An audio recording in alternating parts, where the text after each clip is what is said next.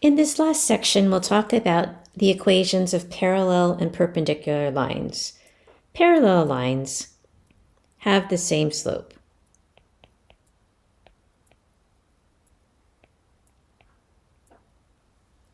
So let's take a look at these two lines that are parallel, and you notice that they slope in the same direction and exactly in the same way. That's why they're parallel, they'll never cross. Perpendicular lines have slopes that are negative, or another way of thinking about that is opposite reciprocals.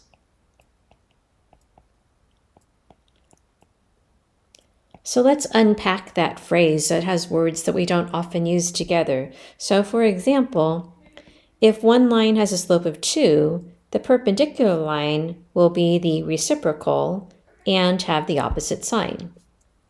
Here's another example. If the original line has a slope of negative 2/3, the perpendicular line will be the reciprocal and will have the opposite sign. So the reciprocal would be 3/2 and the opposite sign would be positive. So let's take a look at some examples. Are these pairs of lines parallel, perpendicular, or neither? So what we have to do is we have to look at the slopes. If the slopes are the same, we'll say parallel. If the slopes are opposite reciprocals, we'll say perpendicular.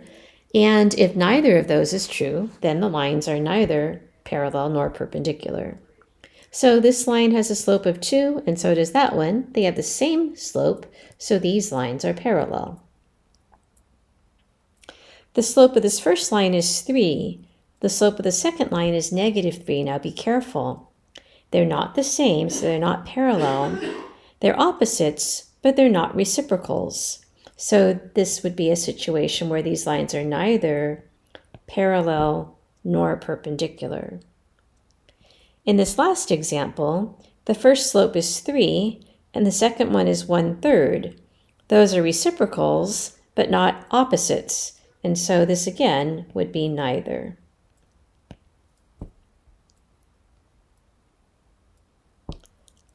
Let's take a look at a couple more.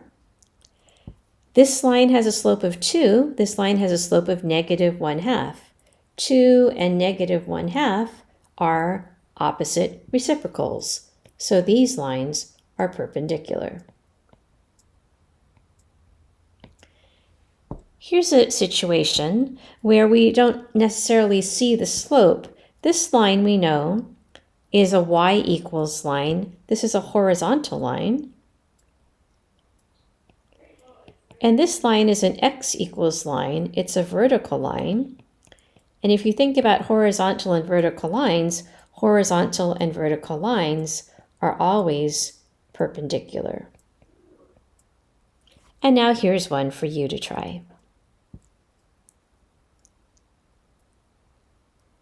We can also write the equations of parallel and perpendicular lines because we're going to be given a point, and then we're just going to have to find the slope based on whether we know the line is parallel or perpendicular to another. And we need to probably use this equation or formula, the point-slope formula. Here's an example. Write the equation of the line passing through -2, 3, and parallel to f of x is equal to 3x minus 6. So we know that parallel lines have the same slope, and so we know that the slope of this line that we'd like to write is 3. Here we have a point, x1, y1, and we're simply going to use the point-slope formula and fill in the 3 numbers in for m, x1, and y1. And so our answer would be y minus 3 is equal to 3 times x minus -2. In other words, x plus 2. Let's do another example. Write the equation of a line passing through -3, 2, and perpendicular to f of x is equal to 1/4 x minus 6. The slope of this line is 1/4. But because we want the perpendicular line, we need to make the opposite reciprocal. So the opposite will be negative, and the reciprocal is 4 over 1, or in other words, 4. So here we have our slope, and we also were given our point, in other words, x1, y1. So here's our slope, here's x1, here's y1, and we're simply going to put it into the point slope formula. So we have y minus 2 is equal to negative 4 times x minus negative 3, or in other words, x plus 3. And finally, here's one for you to try. So remember, the first step is going to be to find the slope, and then using the point slope formula, you'll put in the slope, you'll put in x1, you'll put in y1,